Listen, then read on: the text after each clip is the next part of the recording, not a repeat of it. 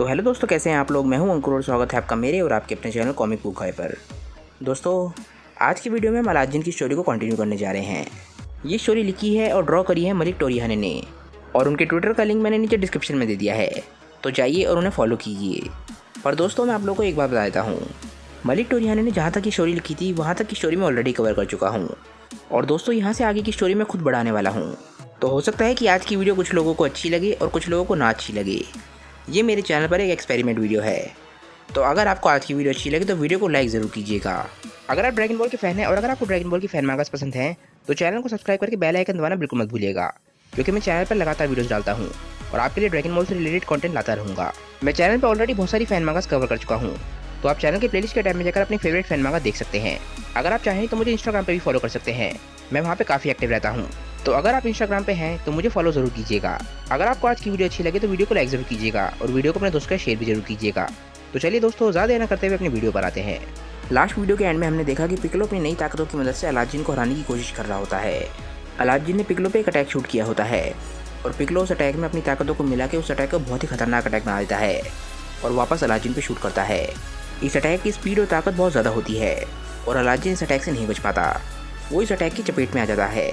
हर जगह धूल हो रखी होती है और पिकलो बहुत ज़्यादा कॉन्फिडेंट होता है कि उसने अलादीन को हरा दिया है।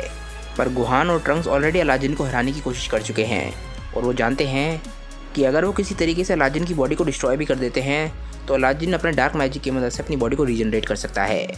पिकलो भी इस बात को जानता है और पिकलो ने अपनी ताकतों में जो मैजिकल पावर्स का इस्तेमाल किया था उसकी वजह से अलादीन की रीजनरेशन काफ़ी स्लो हो चुकी है। धूल छिटने के बाद हम देखते हैं कि अलादीन कहीं भी नहीं दिख रहा होता। गोहान, ट्रंक्स और पिकलो अलादीन की ताकत को महसूस करने की कोशिश कर रहे होते हैं पर उन्हें उसकी ताकत महसूस नहीं हो रही होती है।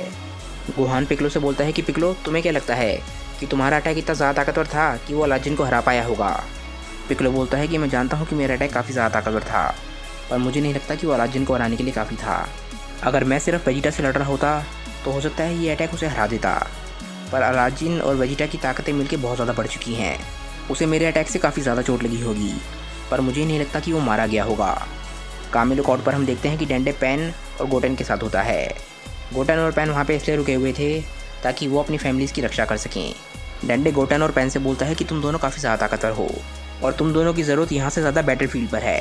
पिकलो फ़िलहाल अलादीन के खिलाफ जीत रहा है और हो सकता है कि तुम्हारी ताकत की मदद से वो उसे हराने में कामयाब भी हो जाए। गोटेन और पैन थोड़ा सोचते हैं और उन्हें लगता है कि डेंडे जो बात बोल रहा है वो सही है और थोड़ा सा झिझकने के बाद वो बैटलफील्ड पर जाने के लिए तैयार हो जाते हैं। दूसरी तरफ हम अलादीन को देखते हैं। अलादीन की हालत बहुत ज़्यादा ख़राब होती है।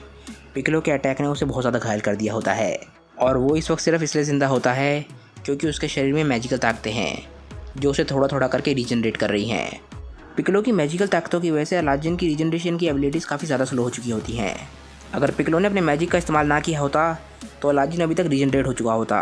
अलादीन बैटलफील्ड से बच के भाग चुका होता है। अलादीन ने अपनी ताकतों को इतना ज़्यादा सप्रेस कर रखा होता है कि कोई भी उसकी ताकतों को महसूस नहीं कर पा रहा होता है और पिकलो के अटैक की वजह से अलादीन की इकट्ठी की हुई रेनकाई भी काफ़ी ज़्यादा बर्बाद हो जाती है और उसका रेनकाई इकट्ठी करने का टारगेट और ज़्यादा दूर हो जाता है। अलादीन खुद से बोलता है कि अगर वो नेमेकियन बीच में ना टपका होता तो शायद उसके रेनकाई इकट्ठी करने का टारगेट अभी तक पूरा हो चुका होता और वो अपनी बॉडी बना चुका होता। एक मॉर्टल की बॉडी का इस्तेमाल करने की वजह से वो अपनी मैजिकल ताकतों को पूरी तरीके से इस्तेमाल नहीं कर सकता है, पर अगर एक बारी उसकी बॉडी पूरी हो जाती है तो वो अपनी मैजिकल ताकतों को पूरी तरीके से इस्तेमाल कर पाएगा और फिर उसकी ताकतों की कोई भी लिमिट नहीं होगी। अलादीन की हालत बहुत ज़्यादा ख़राब होती है और उसकी रीजनरेशन एबिलिटीज़ काम नहीं कर रही होती हैं, इसीलिए वो किसी सिटी तक पहुंचना चाहता है ताकि वहां पर पहुंच के वो कुछ लोगों की ताकतों को एब्जॉर्ब कर सके और उस रेनकाई की वजह से वो थोड़ा रीजनरेट हो पाए। अलादीन और पिकलो की लड़ाई के बाद गोहान पिकलो से पूछता है कि पिकलो, तुम इतने ज़्यादा ताकतवर कैसे हो गई। पिकलो बोलता है कि गोहान, शायद ये फेट ही था कि उसके अंदर 3 नेमेकियंस हैं, नेल, कामे और डीमन किंग पिकलो। नेमेकियंस की हिस्ट्री में आज तक बहुत सारे ताकतवर नेमेकियंस पैदा हुए हैं जिन्हें सेज नेमेकियंस कहा जाता है। इनकी ताकतें गॉडली होती हैं और पिकलो अपने अंदर के तीनों नेमेकियंस के एक्सपीरियंस की वजह से ही सेज की ट्रेनिंग को पूरा कर पाया है। डीमन किंग पिकलो, कामे और नेल तीनों ने ही सेज की ट्रेनिंग को पहले किया हुआ है और तीनों ही अलग अलग ट्रेनिंग को फेल कर चुके हैं। हालांकि कामे और डीमन किंग पिकलो जानते नहीं थे कि वो किस चीज़ की ट्रेनिंग कर रहे हैं। तीनों में से सिर्फ नेल ही ऐसा है जिसने नेमेकियन सेज बनने की ट्रेनिंग को कई बार किया है, पर वो एक भी बार सक्सेसफुल नहीं हुआ। पर आज उन तीनों के एक्सपीरियंस की वजह से पिकलो उस ट्रेनिंग को पूरा कर पाया है। पिकलो बोलता है कि गोहान, मेरी सेज की ट्रेनिंग भले ही कंप्लीट हो गई हो और भले ही मेरी मैजिकल पावर्स भी पहले के मुकाबले एक दूसरे ही लेवल पर हैं, पर नेमेकियन सेज की सभी ताकतों को मास्टर करने के लिए उसे ट्रेनिंग का एक लेवल और पार करना है, और वो है गॉडली पावर्स को अचीव करना। पिक्लो गोहान से बोलता है कि गोहान, इसके आगे की बात मैं तुम्हें बाद में बताऊंगा, फिलहाल हमारा अलादीन को ढूंढना ज़्यादा ज़रूरी है। वो तीनों मिलकर अलादीन को ढूंढने की कोशिश करने लग जाते हैं। वो जानते हैं कि अलादीन बहुत ज़्यादा घायल है, इसीलिए वो किसी सिटी की तरफ जाने की कोशिश करेगा ताकि वो रैनका इकट्ठी करके खुद को रीजनरेट कर सके। वो तीनों अलग अलग तरफ जाके अलादीन को ढूंढने की कोशिश कर रहे होते हैं। वो लोग टेलीपैथी के थ्रू बात कर रहे होते हैं। ट्रंक्स पिक्लो से पूछता है कि पिक्लो, क्या तुम्हारी ताकत इतनी ज़्यादा स्ट्रांग है कि वो अलादीन को ख़त्म कर पाए, और अगर तुम अलादीन को ख़त्म कर पाओगे तो मेरे डैड का क्या होगा? पिक्लो ट्रंक्स से बोलता है कि ट्रंक्स, भले ही मेरे पास इतनी ताकतें ज़रूर हैं कि मैं अलादीन को हरा सकता हूँ, पर इसका मतलब ये नहीं है कि मैं उसे ख़त्म कर सकता हूँ। फ़िलहाल मेरे पास बस इतनी ही ताकत है कि मैं कुछ समय के लिए उसे सील कर पाऊँगा, और उतने समय में हमें कोई तरीका ढूंढना होगा जिससे हम अलादीन को या तो हमेशा के लिए ख़त्म कर पाएँ, या फिर उसे एक ऐसी इटर्नल सील में कैद करना होगा जिससे वो कभी बाहर ना आ सके। पर फिलहाल मुझे ये नहीं पता कि सील में कैद होने के बाद वेजिटा का क्या होगा। अलादीन एक बहुत ही ताकतवर डीमन है और उसकी ताकतें भी गॉडली हैं। फिलहाल मैं इस बारे में कुछ नहीं कह सकता कि अलादीन के वेजिटा के शरीर से अलग होने के बाद वेजिटा का क्या होगा। अलादीन पिक्लो को उसके बहुत ही नज़दीक से उड़ते हुए देखता है और वो विश्वास ही नहीं कर पा रहा होता है कि एक मॉर्टल ने उसकी ये हालत कर दी है। अलादीन खुद से बोलता है कि अगर ये नेमेकियन सिर्फ 5 या 10 मिनट बाद आया होता तो वो गोहान और ट्रंक्स की ताकतों को एब्जॉर्ब कर लेता और उसके पास इतनी रनकाई हो जाती कि वो अपनी बॉडी को फिर से बना पाता। अलादीन खुद से बोलता है कि एक नेमेकियन की वजह से उसका सारा का सारा प्लान चौपट हो गया। जैसे ही पिक्लो वहाँ से उड़ रहा होता है वैसे ही उसके सामने गोटेन और पैन आ जाते हैं, और पिक्लो गोटेन और पैन को देख के काफ़ी हैरान होता है। वो बोलता है कि तुम लोगों को यहाँ पे आने की क्या ज़रूरत थी, तुम लोगों को कामी लुकआउट पर ही रहना चाहिए था, वहाँ पर तुम लोग सेफ रहते। पिक्लो गोटेन और पैन से बोलता है कि यहाँ के हालात सही नहीं हैं, अलादीन हमसे बच के भाग गया है और वो किसी सिटी की तरफ जाने की कोशिश कर रहा होगा ताकि वो रनकाई को इकट्ठी करके फिर से पहले की तरह हो सके, इसीलिए तुम लोगों का यहाँ पे रहना सही नहीं है। पिक्लो बोलता है कि अगर मुझसे पहले तुम्हें अलादीन ने देख लिया होता तो वो तुम्हारी ताकतों को एब्जॉर्ब कर लेता और हमारा सारा कराया बेकार हो जाता। गोटेन और पैन पिक्लो को बताते हैं कि डेंडे ने उन्हें यहाँ पे भेजा है ताकि वो उन लोगों की मदद कर सके। पिक्लो बोलता है कि अगर अब तुम लोग यहाँ पे आई गए हो तो मेरी अलादीन को ढूंढने में मदद करो, वो वेजिटा की बॉडी में है, उसकी हालत बहुत ज़्यादा ख़राब होगी और उसने अपनी ताकतों को भी दबाया हुआ है, तो हमें बहुत ही ध्यान से उसे ढूंढना होगा। पिक्लो गोटेन और पैन से बोलता है कि अगर तुम्हें अलादीन कहीं भी दिखे तो सबसे पहले मुझे कांटेक्ट करना, उसके पास जाने की बिल्कुल भी ज़रूरत नहीं है। इसके बाद वो सभी लोग मिलकर अलादीन को ढूंढने की कोशिश करने लग जाते हैं। अलादीन भी किसी तरीके से सिटी तक पहुंचने की कोशिश कर रहा होता है ताकि वो अपनी ताकत को फिर से पहले की तरह कर सके। अलादीन छुप छुप कर सिटी की तरफ बढ़ने की कोशिश कर रहा होता है। तभी हम दूसरी तरफ देखते हैं कि ट्रंक्स भी अलादीन को ढूंढने की कोशिश कर रहा होता है। उसके दिमाग में सिर्फ एक ही चीज़ चल रही होती है कि किसी तरीके से वो अपने फादर को बचा पाए। तभी ट्रंक्स को एक बहुत ही काली शैडो दिखती है जो कि सिटी की तरफ बहुत तेज़ी से बढ़ रही होती है। जैसे ही ट्रंक्स उस शैडो की तरफ बढ़ने की कोशिश करता है वैसे ही उसे एक आवाज़ सुनाई देती है। ये आवाज़ उसे पुकार रही होती है। ट्रंक्स एकदम से पिक्लो को कांटेक्ट करने की कोशिश करता है पर वो पिक्लो को कांटेक्ट नहीं कर पा रहा होता। ट्रंक्स उस आवाज़ को ढूंढने की कोशिश करने लग जाता है क्योंकि ये आवाज़ काफ़ी ज़्यादा जानी पहचानी थी। तभी वो आवाज़ को ढूंढते ढूंढते उसे एकदम से वेजिटा दिखता है जो कि बहुत ही बुरी हालत में होता है।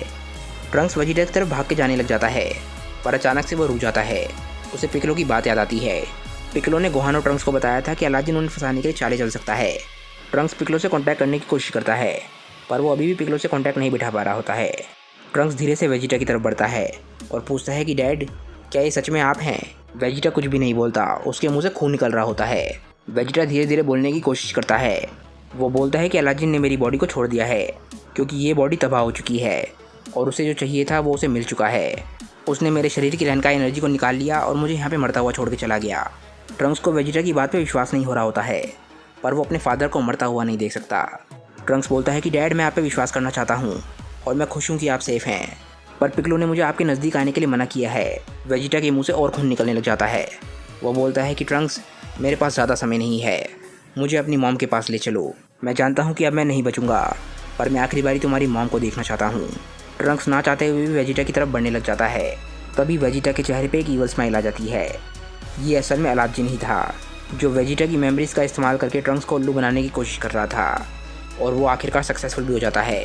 ट्रंक्स अलादीन के इतना नज़दीक आ जाता है कि वो अलादीन के चपेटे में आ जाता है और अलादीन ट्रंक्स की रनकाई एनर्जी को एब्जॉर्ब करना शुरू कर देता है। जैसे ही अलादीन ट्रंक्स की रनकाई एनर्जी को एब्जॉर्ब कर रहा होता है वैसे ही एनर्जी का एक बहुत ही बड़ा ब्लास्ट होता है और गोहान, पिक्लो, गोटेन और पैन इस एनर्जी ब्लास्ट को देख लेते हैं।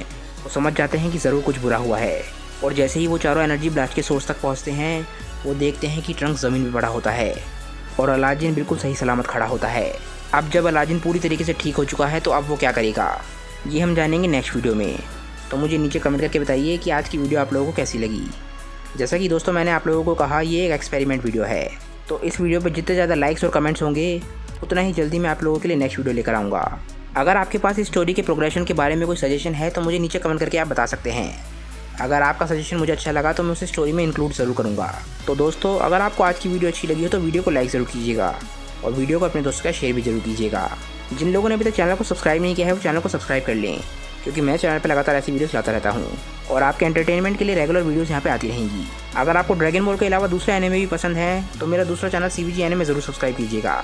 तो चलिए दोस्तों, मैं मिलता हूँ आप लोगों को अपनी नेक्स्ट वीडियो के साथ। तब तक के लिए बाय दोस्तों और थैंक्स फॉर वॉचिंग।